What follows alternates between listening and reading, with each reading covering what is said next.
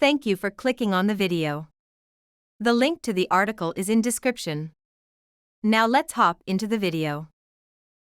Title: My mother did things to my boyfriend. My mother immigrated from her country at the age of 19. She was looking for a new life with my biological father. Well, it didn't take long for my father to use my mother's family isolation to physically and mentally abuse her. I was born 2 years after she arrived in Chile.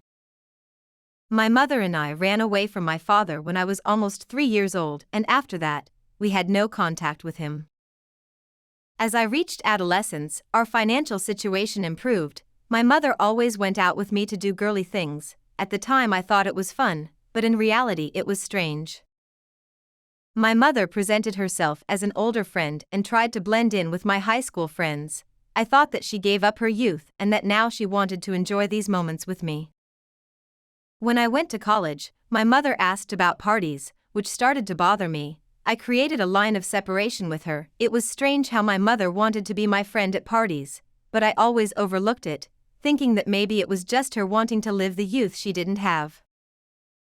At the beginning of this year, I started a relationship with S. He is from my old city. I know his parents and he knows my mother. We grew up basically in the same neighborhood, and college brought us closer. They heard 3 days without classes to resolve internal college matters. As my city is not that far away, S and I agreed to go home together, spend time with our families. S has 3 brothers, 2 still live at his parents' house, and recently his grandmother also moved in with them.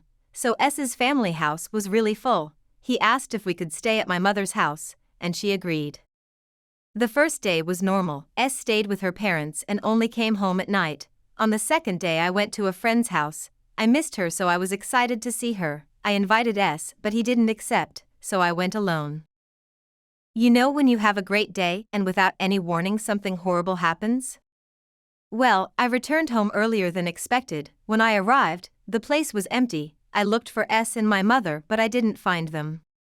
Then I called them both. S and my mother came home. They were laughing and happy. They told me that they had stopped by and even bought food for me. It wasn't a story I would suspect. At night, S was in the shower and well. It was wrong, but I ended up seeing his cell phone screen turn on with a message. S doesn't put a password on his cell phone, so I ended up looking quickly and saw my mother's name. We were in the same house, so I was curious what that message was about. It was disgusting.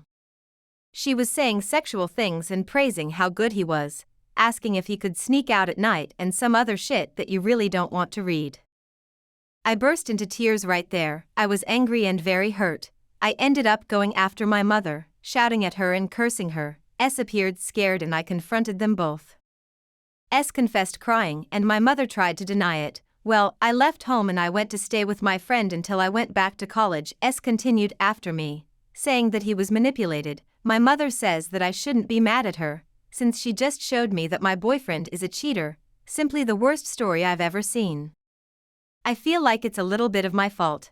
I missed so many red flags from her. I guess I just thought she's my mom, so it's okay. I'm back in college. S is after me and my mom keeps making the calls. What should I do here? Cut ties with her completely? Can I do something to make S leave me alone? Has anyone here been through something similar and can tell me what to do so I don't feel like shit in the middle of it? Edit: I will be explaining some points here. 1. My English is bad. I make spelling mistakes because my first language is Spanish, but that doesn't mean the story is false or I'm a troll. 2. I have a job that covers my housing and food costs. I also don't have additional college costs, so I'm financially secure. 3. It was suggested that I was after the paternal abuse story. I don't know if I want to get involved in that, nor do I know how to find a father at this point, so maybe that's something I'll look at in the future. You made your point clear to cut all ties with both of them. I will be working on it. It won't be easy, but I will do my best. Thank you for your personal support.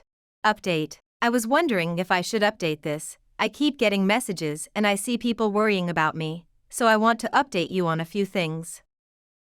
I feel like this still isn't going to be closure to all of this, and I feel like I'm losing my whole life after this. I'm losing who I thought was my mother and who I thought was my boyfriend. Starting with S, I did as you suggested and was the college coordinator. I know some people thought this was an obvious step, but when you're in a hurricane, your mind doesn't work well. The college warned S to stay away from me. He would be cited for harassment within the college, but they couldn't do anything outside of it. Then S kept harassing me online, which made me delete all my accounts. He also came to my apartment a few times, but my neighbor, an 80 kilograms man with a very bad temper, threatened S so he didn't come back here. He knows where I work, so I would show up sometimes. My coworkers helped me keep him away. I will be talking to S's family. One of his brothers already knows about this, but I want to talk to his parents and ask for help to keep S away. I mentioned to some people that I am dealing with the police. Thank you to the people who offered to help me with this. The reason for this attitude was aggression from my mother. She came to my work to talk. I asked her to leave, so my mother hit me in the face, accusing me of humiliating her in public. I ended up with a bruised lip and a bruise on my cheek. My manager called the police and I opened a case against her. I'm going through the process to get a restraining order. I'm also waiting for my lease to end before I move out. You're right. My mother has been trying to live through me and competing with me like a stupid teenager. I discovered some of her actions, like stealing my clothes and going out alone with some friends from school, boys and girls. I don't know how far she went with them, but that wouldn't be a surprise. She has had abusive attitudes over the years, but I can only feel it now. It's like I've been living in an imaginary world my whole life. It's strange to think that I don't even know who that woman is. I looked for my father and I was able to find a criminal record of his in Chile and another in Uruguay, all involving assault. He is absolutely a bad person. I don't want contact with him and I'm not even going to look for that man. I've been stuck in my apartment since the attack. My manager allowed me to work from home for a while. I haven't been going to college for about 3 days. I don't know if I'll go back. I don't feel ready to deal with my personal problems and activities. Academics and my work. I'm looking for therapy, but unfortunately I haven't found any that can fit into my budget. People in Chile who have recommendations for therapists who don't charge a lot, please send me a message.